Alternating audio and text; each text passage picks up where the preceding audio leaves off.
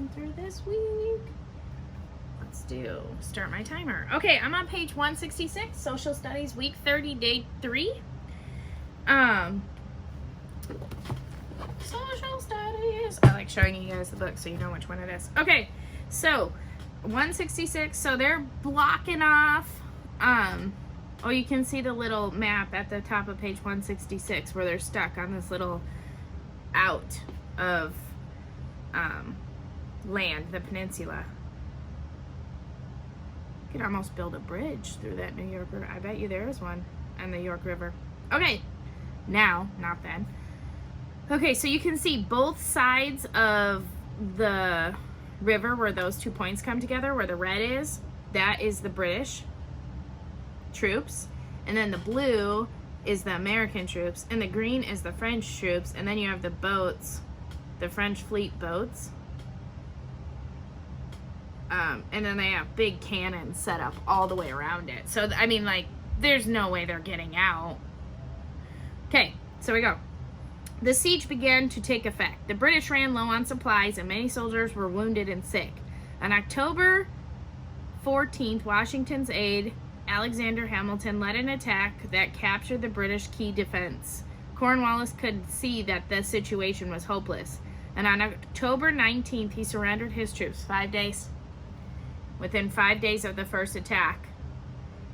That's all they lasted. The Patriots won the battle at Yorktown, and they took nearly 8,000 British prisoners and captured more than 200 guns. That's huge for the Americans because remember, they're only getting help from people sending them stuff from France and Spain. So to get 200 guns, which, you know, like I said, they're still fighting with swords a lot of the time. So that's awesome. The surrender ceremony, the British marched between the rows of the French and American troops. The French band played Yankee Doodle. Yankee Doodle went to town riding on his pony.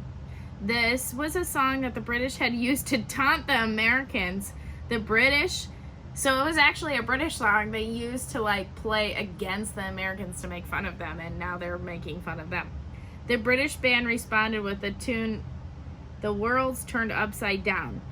With the mighty British surrender to the upstart Americans, it seemed that fitting song for the situation. Kind of want to see what that. Alexa, play "The World's Turned Upside Down."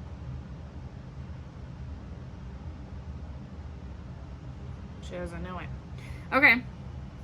Okay, so moving on to page 167. The Patriot victory at Yorktown was a terrible blow for the British. Their war effects. Still, fighting went on after Cornwallis' surrender. The British still held Savannah, Charlestown, and New York. So they only have 3 towns left, right? Because their troops in the south were taken. There would be more clashes on land than on sea. Or land and sea. However, the defeat at Yorktown convinced the British that the war was too costly to proceed with. The Americans and the British sent delegates to Paris to work out the treaty. Benjamin Franklin, John Adams, John Jay represented the United States. Remember, Benjamin Franklin's been over there with the French for this whole time trying to sweet talk them into sending supplies. So now they are, basically the British is going to France to write up a treaty so they still get something. Instead of, when they lose a war, they have to give up a lot. So if they sign a treaty before they lose, then they're not losing that much, okay? So, the American Congress ratified or approved the first draft of the treaty in 1783. The final Treaty of Paris was signed in September 3rd, 1783. By that time, British had also made peace with France and Spain. So British just realized, we ain't gonna win this war, so we might as well just give it up, sign the treaty, and not lose everything and have to pay them, right? So we got ratified as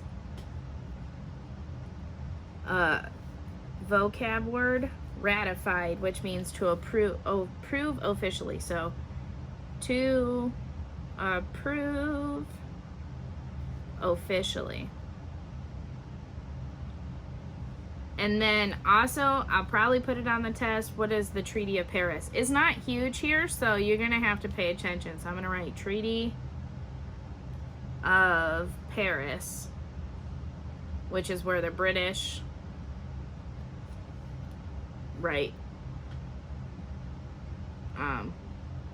resign from the war. So basically they say, okay, we quit. Okay. Losing my timer here. Okay. Under the Treaty of Paris, Great Britain recognized that the United States as an independent nation. British also promised to withdraw their troops from the American territories. They gave Americans fishing rights off the waters of the coast of nearby Canada. In turn, the United States promised that Americans would pay British merchants what they owed. The treaty also stated that Congress would advise new states to return the property taken from the Loyalists. Oh, so if you were found to be Loyalists, the Patriots took their property. So, they're trying to watch out for the people who supported them. So they said, okay, it's fine. Go ahead and keep the land. Okay, we're going to try to finish. Many months passed between the end of the fighting in the Revolutionary War and signing the peace treaty. During that time, Washington was unwilling to dissolve the army. Instead, he camped his idle troops through Newborough, New York. Many of these soldiers believed they were owed pay from Congress.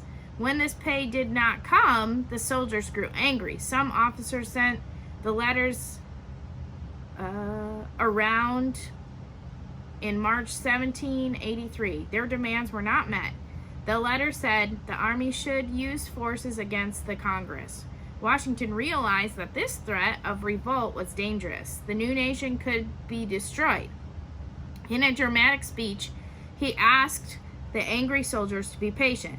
Then Washington urged Congress to meet their demands.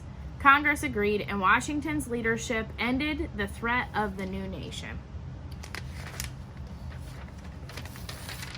So, everyone knows who Washington is. Everyone does. So just keep that in your mind. We won the war.